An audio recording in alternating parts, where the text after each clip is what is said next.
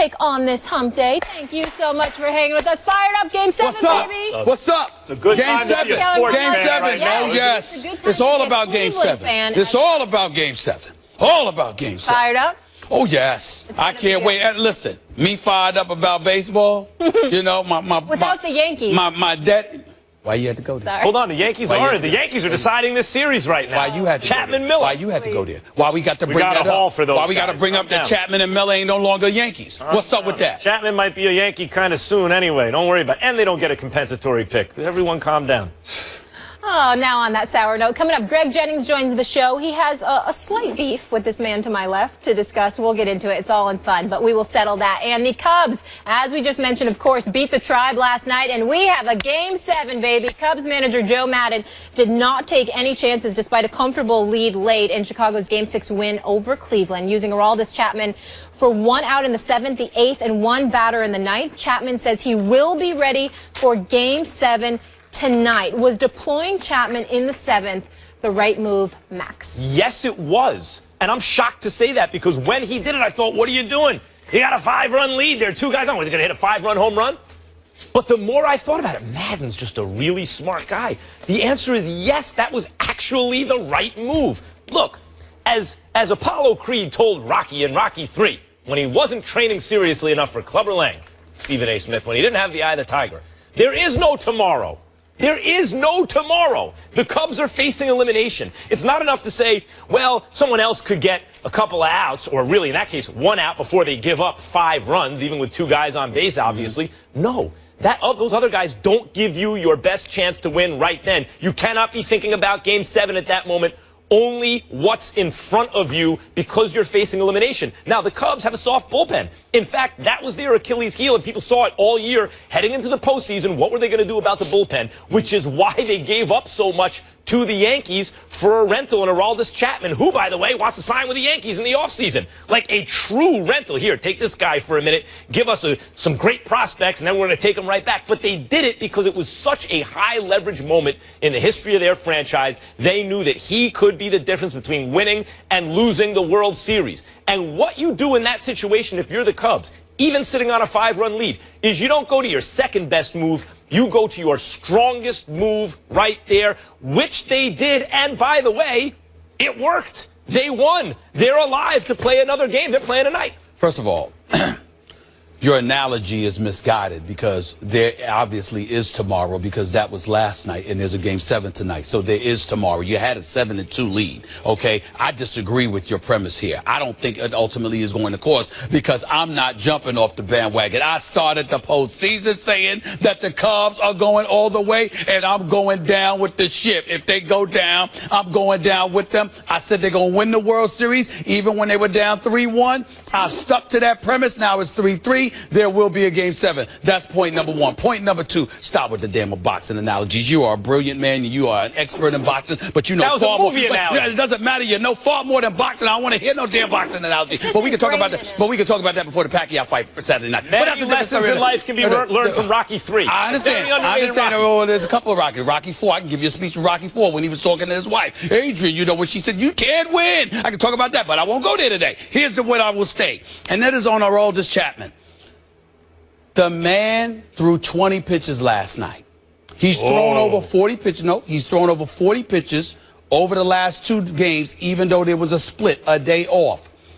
There was something that you saw that seemed just a touch that was missing. When you talk about a Game 7, that's all it takes to swing the pendulum in your direction. The fact that he was put into that game with a 5-run lead, I think that's problematic. In the middle of the order coming. Wait a minute. In the middle of the order coming, which is what Joe Maddon said that was the reason he put him in there. But my biggest thing is also this. Yes, all hands on decks or what have you, but you never know who you might need. Even though Lester's going to be available for Game 7 and Aroldis Chapman is going to be available for Game 7. You don't know if you're going to need more than those guys, if you're not going to need other relievers. And when you bring in Chapman in that particular situation, sometimes you compromise stuff managerially because you're not placing the level of confidence in other dudes that you should ultimately place in them.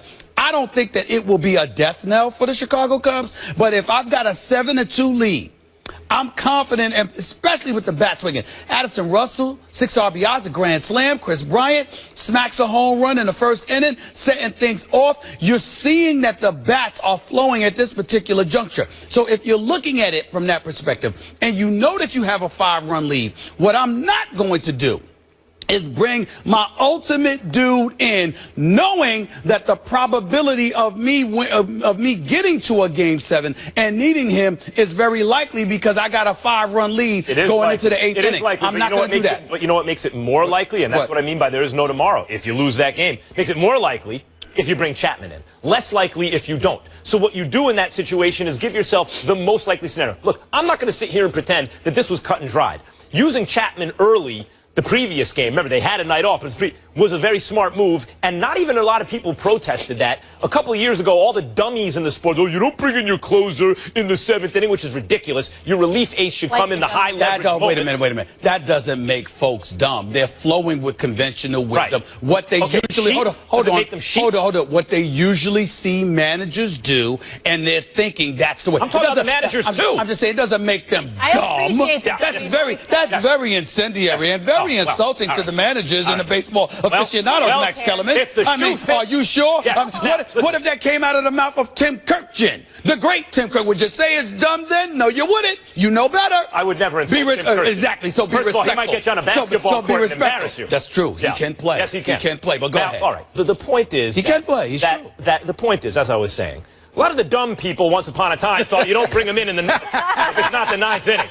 They brought him in the 7th inning. That's the proper way to do it. Right. The high leverage moments. That wasn't even controversial. It was more controversial that he didn't pinch hit Schwarber for Ross, right? Okay. Because the game seemed to be on the line there, and that turned out to be the right move too. Don't compare the two. Well, don't compare the two. Because of the relationship between Lester and Ross and the way he throws to him, and he gave you a few more innings, and it worked out, and they won the game. That was controversial at the time, but it turned out to be the right move. This is his most controversial move of all. I'm not going to pretend it's not. It's a controversial move. Okay. But in the end, it's the right one. You have to get those outs now. You say he doesn't have confidence in the bullpen. Stop. No one did. That's why they traded for him. For a second. The fact that you're willing to concede is controversial. And the fact that we don't know the outcome of Game 7, you can't say it was the right move. Now, if they win tonight and Aral just balls out, you have a point. But until then, you cannot say definitively that was the right move. Hold on, point. This is my point. If you have a 5-run lead, it's unlikely you're going to blow. With the bats flowing, I'm saying, why not wait to see if you're going to need Aroldis Chapman? If they get the bases loaded, if something like that happens, and you're in danger of the score being tied or losing this huge lead that you've accumulated, that's different because that's an emergency. But you don't just do it to throw them in a 5-run lead. Let's say the next batter gets a base hit. That's not, an extra base hit even. Easily scores 2 runs. And now you're talking about a 3-run game with a guy on second base. Okay. Now you want to bring in Chapman when you have to start sweating it, right? Yes. Why? Because it's even higher. Because it's a higher leverage moment. Because hold on. That's the moment. The game is the high leverage moment. That's the moment. That's what a close is about. No. Think about this. Time out. If you are an ace. All right, you're an ace. Let's just take the playoff, the postseason out of the equation. If you are an ace, you are the man, and you got a 5-run lead in the regular season, okay? What are you thinking? I could save him for another day. I don't need him unless he needs to work because he hasn't been working because you've been blowing everybody out. Outside of that, you're going like this. I don't need him here. We got a cushion. The very definition of what a closer in baseball is supposed to be is somebody that rolls up in there to close the deal in a tight, duress situation. Let me use Stephen A. That's what happens. Do you know what a closer does? You know what Joe Madden does? You know what Madden does? Madden doesn't worry about these. This is why I said dumb. These stupid labels. It's the closer has to do this and the setup guy has to do. He's not worried about that. He's managing to win the baseball game. That's it. So he's not worried about the preconceived notion. You're wrong. And he's also you're wrong. And he's also you're wrong. And he's also not worried about being second guessed. He's worried about the Cubs winning the game, Max Kellerman, which they did. Max Kellerman, I would appreciate it if you stopped saying the sky is blue. We already know. What the hell you mean he's not managing for everybody else? He's managing to win. Who the hell doesn't know that? We all know that. You're putting a definition on the roles that he's supposed to provide his players. He's not just managing to win the game. He's managing to win the series. There's no series. Wait a minute. We're saying you're up 7-2. the probability, to use one of Max's favorite words, quantitatively or whatever the case, whatever words you want to come up with. I brought a thesaurus for you, by the way. I got to pull it out next. I'm gonna pull it out in the next day or so. The point that I'm trying to make to you is this, Max. You have the probability being very high that there's going to be a Game 7 when you have a 5-run lead going into the 8th inning. I'm simply saying that means for all the marbles, it's tonight. It's not an off day. It's not. Excuse me. What was it? What was it? It was a 5-run lead in the 7th inning. And if you bring in an inferior relief pitcher and he gives up a hit, which is not the most unlikely scenario in the world, that 5 runs turns into 3 runs, and now people start sweating it, including the team. I'm saying to you is that if they're sweating it, that's why Chapman is there. Because when everybody else is sweating, he's the one most qualified, according to Theo Epstein, for these Cubs to close the deal. Right. That's what it's about. And what Madden worries about is not how other people label his players. I know that. We all know that. We're talking about the decision. How to best apply his players in that situation. We're talking about the decision. What he didn't want to happen was any runs to score right then and everybody getting tight. He wanted to bring in the hammer, end it there, which is what happened. But Max, we're not debating his emotions.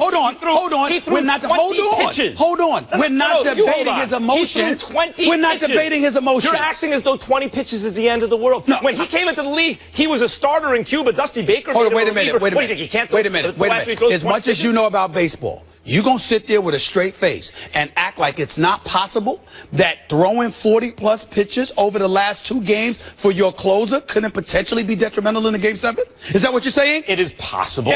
So? That's all I'm saying. But that's what a manager's paid to do. He's paid to weigh those possibilities and make the right choice. That's your argument? That's what a manager's paid to do? Yeah. That's the best you've got? And he did it. That's the best. So in other words, they were down 3-1. They're going to a Game 7. So what are you going to say? And the pitcher they're facing is on 3 days rest. They have a fully rested guy. What are you going to say if Aroldis Chapman steps out there tonight and at any point his arm looks tired?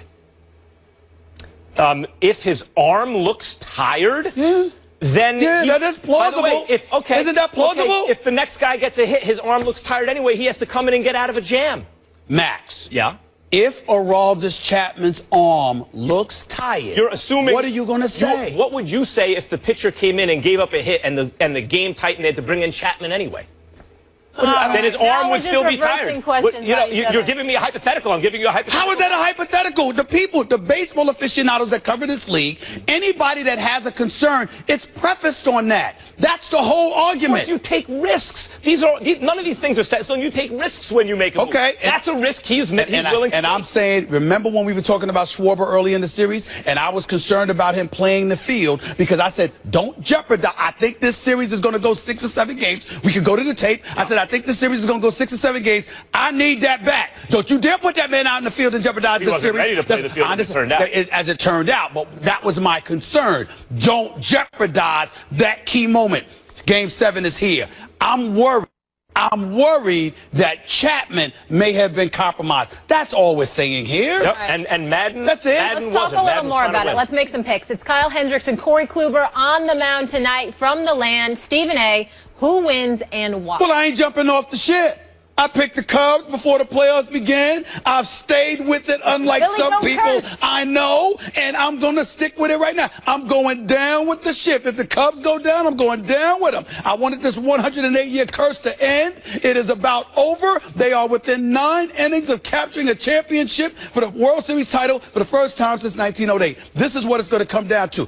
I don't know if it's going to come down to Chapman. I hope that he's ready, but I think that these boys and their bats, I think Kluber's going to get smacked a little bit. Let me tell you something right now. When you look at some of the things that transpired, in the end, Kluber's no joke. We all know that. He shut him down, only allowed 1 run in the series, if I remember correctly. Here's the point.